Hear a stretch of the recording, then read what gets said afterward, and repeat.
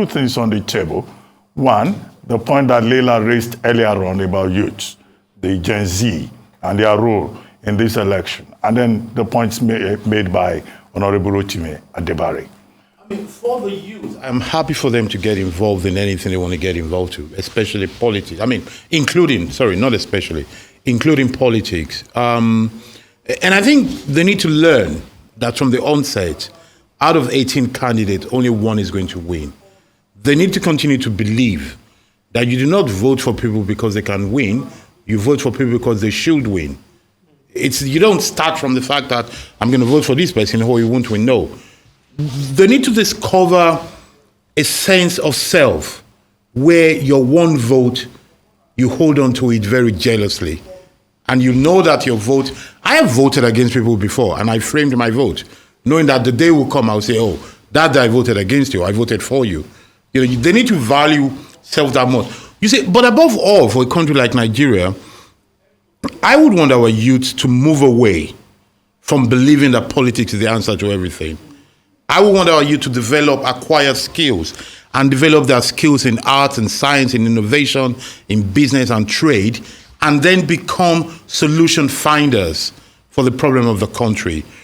Later this year, my center is going to be holding a festival of ideas. And part of what I would like people to come up with is how to address issues, including how to make sure elections are not rigged, in which thinkers can come together and look at it step by step and make the ideas available to government. I think that is where youth should disrupt the system with constructive ideas, out of which they can make fame and fortune for themselves as well, not keep following the partisan politician.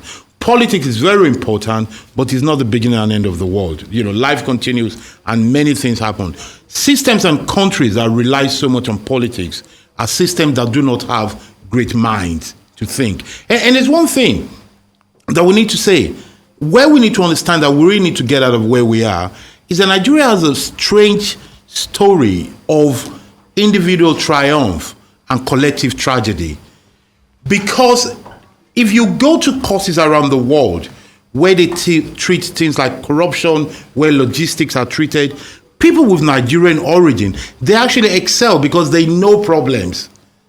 They understand how it can be difficult to make things happen because they've lived in situations where we have compounded elements, compounded problem we have to deal with. Doing it in Nigeria is the problem. So I think we need to turn that around. The idea of Nigerians going abroad to go and study elections sounds good in theory, but I'm just thinking of the cost of traveling allowance, that they start paying people to start to travel again. Most INEC people know these things. Most of them have done short courses abroad. Courses are there, books are there for them to see. Common sense is there. And I think Nigeria can actually teach the world on how to manage these corrupt practices. Exactly how to read. The other thing about the youth, we were saying, you know, it is true. Professor Akintera was mentioning the fact that the hegemony of the APC PDP is now over. But the truth is, not the first time in Nigeria. You know, students of history or political history will know that in 1979, 1983, we had a situation where we had four possible parties: the NPP, the UPN, the NPN, and the PRP. So, whilst history is not the same, I am not so awed about what is going on in this situation now, because some of us have seen it before, and those who haven't seen it can read about it and should read about it. So, the new NNPP is a remnant of PRP, which got its power then. I tell you more. Contrary to what people will remember, there was even GNPP that won a couple of states as well. So it is not the first time we have this, but let's see how it goes. It just shows you that you matter, your vote matter, and you can make a difference. Nobody owns hegemony. Well, thank you.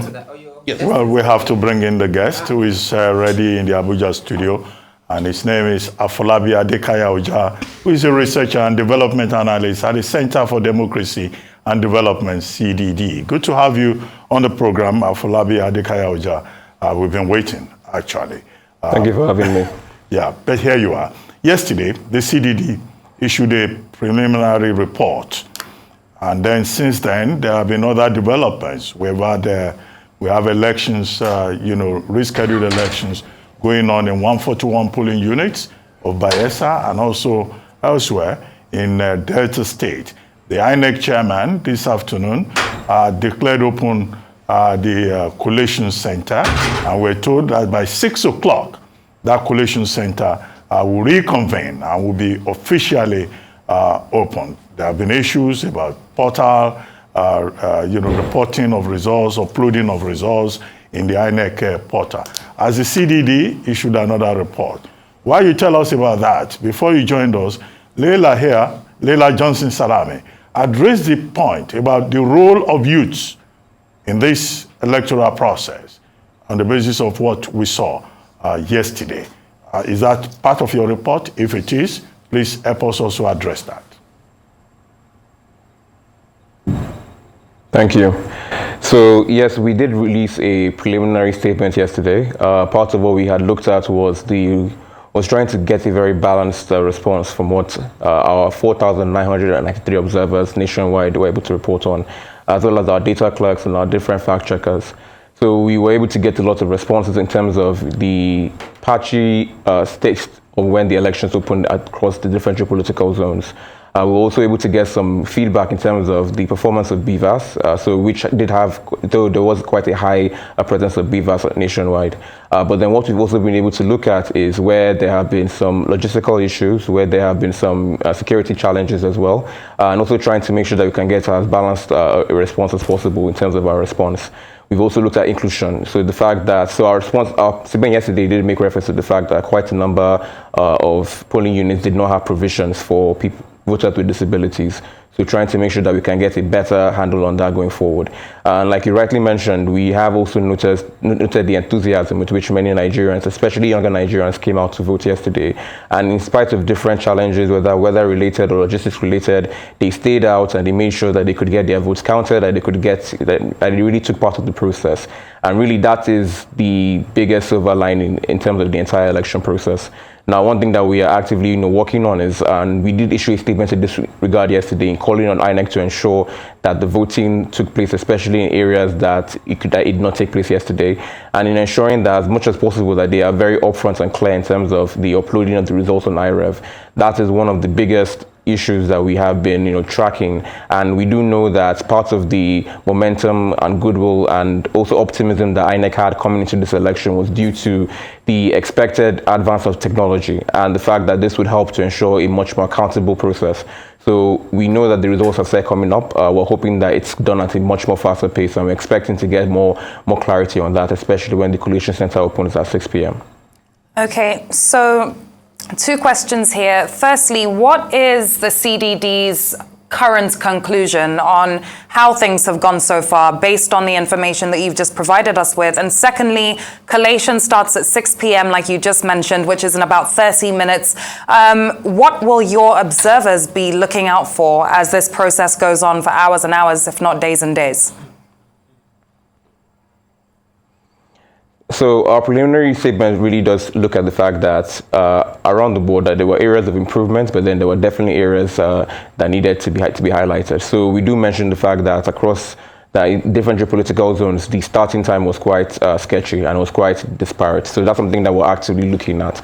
We're looking at the fact that there were some issues of BVAS malfunctioning in different parts of the country. One thing that we are heartened about is that our data does show that at most of the places where there were issues with BVAS, that it was rectified within 30 minutes. Now, ultimately, we're still also trying to ensure that subsequently, that especially when the results do come out, that we can get more clarity in terms of the polling units where our observers had identified issues, and trying to make sure that the results actually do track. Also ensuring that we can get much more information around what's going on. Part of our concerns really do tie into some of the many anecdotal responses that we had gotten. So, for example, issues of our observers' phones getting snatched, issues of or even just general insecurity in particular polling units. And we are expecting to get some much needed guidance and some much needed response from INEC in terms of actually stating this is actually what happened and responding to the issues that many citizens have raised. Ultimately, one thing that we are actively also checking, especially through our fact checkers and our social media war room, is the role that misinformation is playing in the election. So rightly, as many other guests have already spoken about, IREV was put on, and we are also expecting that people will be able to track the results and make their own, calculations and their own additions based on what is there. But this boils down to two factors. One, the results actually have to be there for people to be able to get that more confidence in the fact that their votes have been tallied and that there hasn't been any discrepancy or any change. So it's ensuring that INEC is upfront about any challenges if there are, but also being very clear and communicative about where the process might be lagging and where that might be going on. And then secondly, on ensuring that all platforms and organizations are very clear to state that, look, we know that there are different numbers that are going around. We know that this is the pace that we are going. We may or may not have been able to make a call on some of the results on IREF that might not be particularly very clear, but being very clear in stating that, look, this is not an official result. At the end of the day, the only poll that does matter is the one that INEC is able to, the only announcement is the one that INEC does make. The declaration that actually starts soon, and it's ensuring that we're able to maintain at least a very steady calm going into this process. The country is in a very, very tight position, and it's a very heightened political environment. So he's trying to avoid anything that might inflame tensions even any further and make things even much more worse. Ultimately, one thing that we've been very, very insistent throughout the entire campaign cycle is that at the end of the day, whoever does get elected has to govern, and there has to be country to do that. And despite all the rhetoric, all the different campaign sentiments that have come about, depending on whether you're on whichever part of the country you're from, your religion, your ethnicity, wherever it is, there still needs to be a country that we're working towards, and the country, the leadership is going to have to make sure that they govern effectively, and that is going to be a challenge for whoever it is that gets elected. So he's trying to make sure that the leaders can actively try and make their contribution to managing this. That's part of why the Peace Accord by the National Peace Committee was done, and also ensuring that on social media especially that we can have a much more enlightened environment going forward. We know that this is going to be quite tricky as it is in any election environment, but then doing as much as possible to call attention to that, especially the role that misinformation can play in heightening and even aggravating tensions any further. Well, thank you very much, Afolabi Adekaya Oja of the Center for Democracy and Development. Thank you for joining us. Well, we'll go back to Kano. We now return to Kano State, where the collation of results is underway. LP has 202 votes. LP has 202 votes. NNPP has 25072 votes. NNPP has 25072 votes. 25072 votes. Okay? NRM has 53 votes. NRM has 53 votes. NRM has 53 votes. PDP has 2477 votes. PDP has 2477 votes. PRP has 12 votes. PRP has 12 votes. SDP has 36 votes. SDP has 36 votes. YPP has 552 votes. YPP has 522 votes. ZLP 522 votes. 522. Okay? ZLP has 90 votes. ZLP has 90 votes. Total valid vote 45809. Total valid vote 45809. Total valid vote 45809. Rejected vote 1888. Rejected vote 188 vote. Total vote cast. Sorry, can you say that again? Rejected vote 1888. 1888. 1888. Okay? Total vote cast 47697. Total vote cast 47697. Okay, thank you, sir. Yeah, there are instances of cancellation, and we have I have summarized the report, signed and stamped. Yes, sir.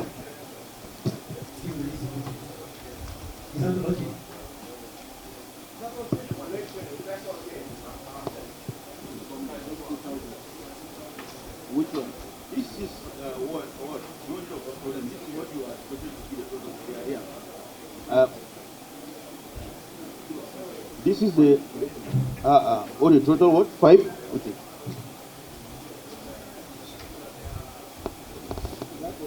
No, it's random.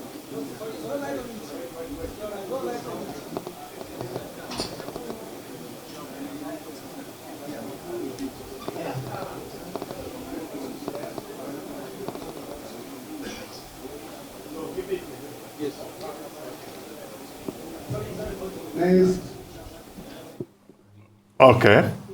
Collation of results there in Kano State. You recall that earlier on, the chairman of INEC had said collation from the state will now be accompanied by security officials after that is ready and brought to Abuja by the returning officers in the states, where again that will be submitted to the headquarters before later in open, in an open ceremony, the results will then be announced.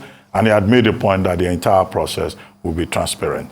But before we went to Kano, we had Afolabi Adekaya of the CDD with us, and Yemi Adamolekun. You were going to comment on some of the points he made about youth in politics. On him, it was actually Dr. Kila's point when he was talking about...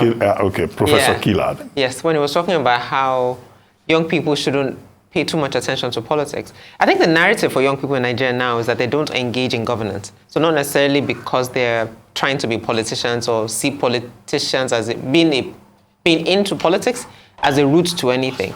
It's the fact that they don't engage governance, number one, and haven't made the connection between their quality of lives and the type of leaders that they have in place. And then the third bit is then holding those leaders accountable.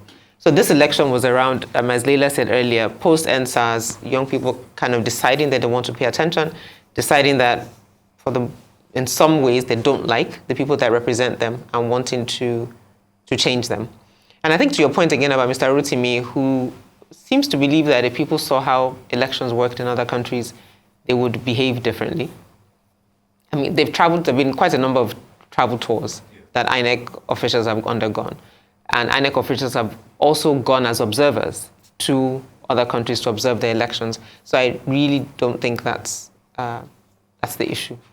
That it's not their lack of exposure that's the problem. Somebody said something about common sense. I don't know who did, but maybe that's what we're saying. I think what Professor Kila was trying to underscore, by my understanding, is that, look, the youth should not see politics as the only way to survival. That what do you mean, in what way? That is, he was trying to say they should look at technology, look at different disciplines. But that's the sectors they're in. And that's what I was trying to draw the parallel, that we're saying that they don't engage. It's not survival, it's that I'm in the politics space. I'm in technology because I'm in the space. I'm either investing or I'm building something. But if you say I'm in the politics space, is that I'm participating as a politician. But the point I was trying to make is that the conversation has been that they're not interested in governance. They're not interested in who leads them, who is in political office. So now if they come out en masse, they're coming to vote. So they engage in that process. So the point is that regardless of who wins, if it's your candidate or not, the president, the senator is representing you. So don't still then fold your arms and say you don't care. Continue to engage because they do affect your life. Yes, certainly. And I think there are a couple of things that needs to be added. One is sad and embarrassing. The fact that part of what has attracted young people to politics this year, besides their own conviction, is also because at some point politicians outdid comedians. So they became more entertaining than the biggest show in town became the politics because of the gaffes and the comments and the whole razzmatazz that was going with this. That is sad bit. But I agree that people should engage in governance and hold for accountability. But I also propose that people should use their area of specialty to take over politics.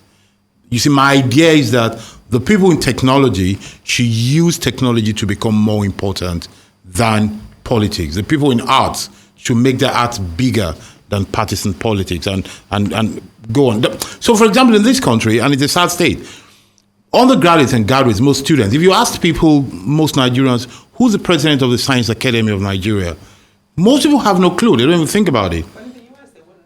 Yeah. But then let's not compare to bad things. It doesn't matter. In the US, I they guess have the stable point- okay, light. so the point But is, it's a in very what country specific will they thing. know? But here's the thing, though. In the US, the most important and the most famous people are not their politicians. Maybe we need to think about it that way. That they know the most influential people in their lives are not their politicians either. Just the same way when you look at structures of organizations and things, the most visible people are actually the most productive ones. In Nigeria, I'd probably say that's true. I mean, Chude had a documentary that aired a couple of days ago, last week actually, and the first frame of it showed Gen Zs being asked who's the governor of this state, who's the whatever. They had no clue, but they were very clear about that they were disappointed in governance and they planned to vote. So I think in a lot of ways, I mean, a lot of young people will probably pick out entertainment icons more than they would pick out certainly an entertainment icon would hands down beat Boo Boo as somebody. Even literature icons. Exactly, precisely. That's someone who's important in their lives, or their governor, for example. And they should pay more attention to those.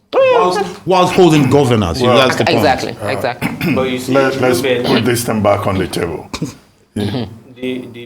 the major beauty of the involvement of the youth, to me, is the fact that they are directly preventing or putting a stop to sit down, leaders. Yes. Now that they are actively engaged, all those who want to change the constitution, die in office, I think this will sooner than later be thrown into the garbage of history. Okay. Yes. Can anyone hazard a guess as to when we will get the final result of the elections held yesterday?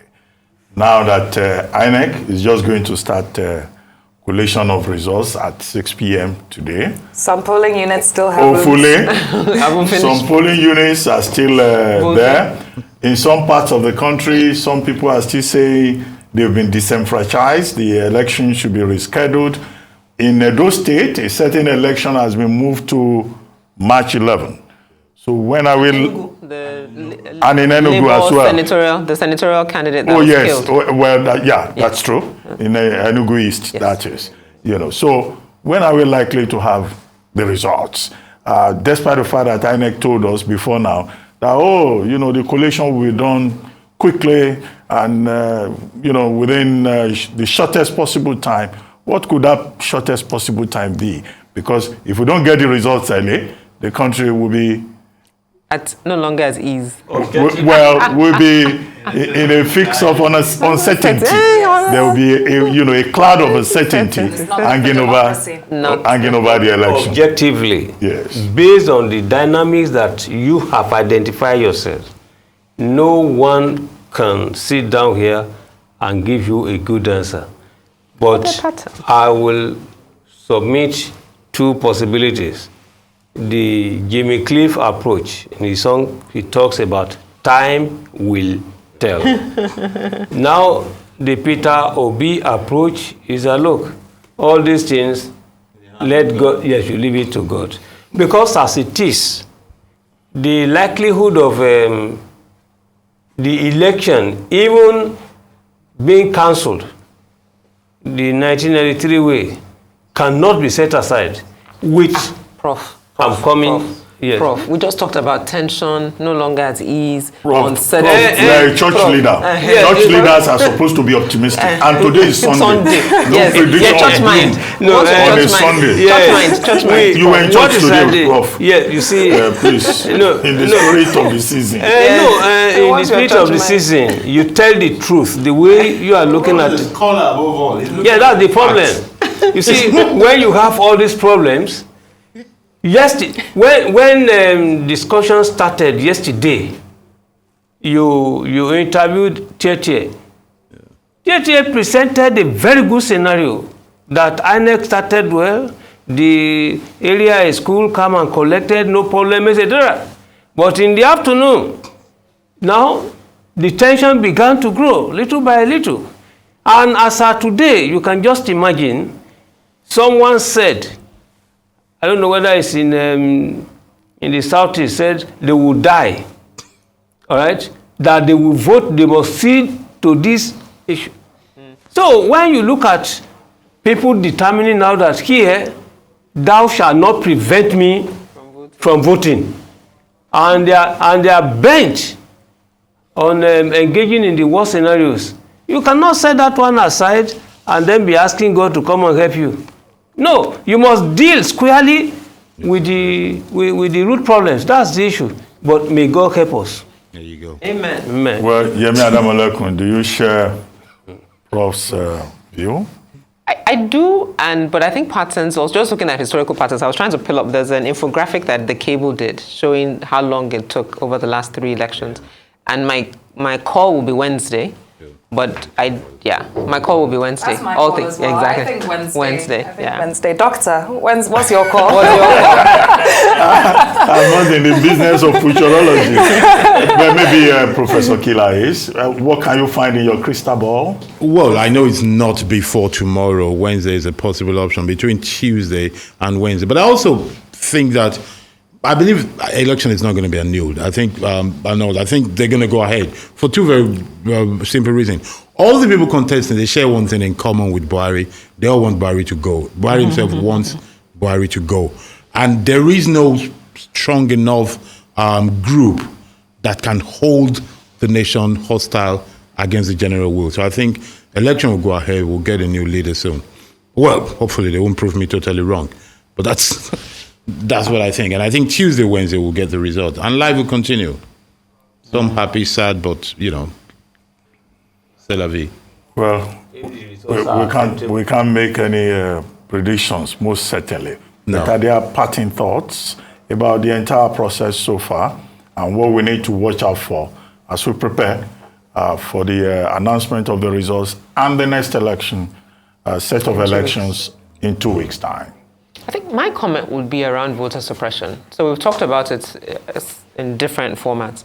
But the fact that there's been no strong statement by, in my opinion, by INEC nor by political parties, especially in Lagos. I mean, they're actually Lagos and Kano. I think those are 2 states that I've been watching, that it's really a clear issue of an APC stronghold, which is the ruling party trying to hold on to power by all means necessary.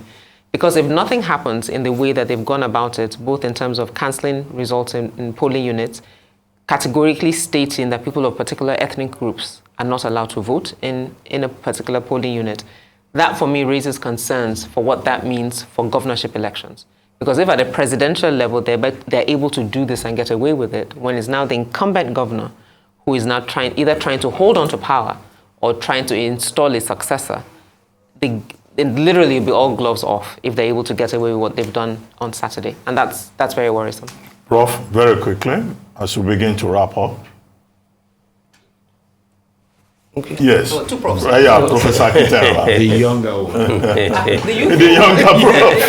Useful prof. No. Well, if Kwankwaso succeeded in voting and immediately thereafter the beavers refused to work, quote and unquote refused, then we need to sit down and think. And if, you see, the leaders, those who are leading, have problems with INEC, we need again to think, finally, let God have mercy on Nigeria. Amen. When Nigerians can't figure something out, they take it to God. Yeah, yes, of course. Let go and let God. Yes, of course. Professor Kila, briefly. Well, very briefly. We have just less than a minute. Yeah, I think we continue hoping for the best. But I think anybody who feel victimized, any group who feel victimized, should collect evidence for this, and it should be investigated, and perpetrators need to be prosecuted. In a civil society, you don't get away with crime, and we have to work to make our society civil. Well, thank you very much, Professor Kila, Yemi Adamolekun, and Professor Akintonewa. It's been quite a very long but eventful day. It has also been eye-opening regarding the developments that have forged the trajectory of these elections. Our Rice News channel will continue to follow up on what goes on from the National Collation Center in Abuja. And this indeed is where we drop anchor from the Lagos studio as we hand over the continuous coverage to our colleagues in Abuja. Many thanks to our distinguished analysts and commentators, as well as all of you who kept us company. I'm Ruben Abati. And I'm Leila Johnson Salami. Thank you all for sticking with Arise News as we continue to focus on the fundamental issues around the 2023 presidential and National Assembly elections. Goodbye and good night.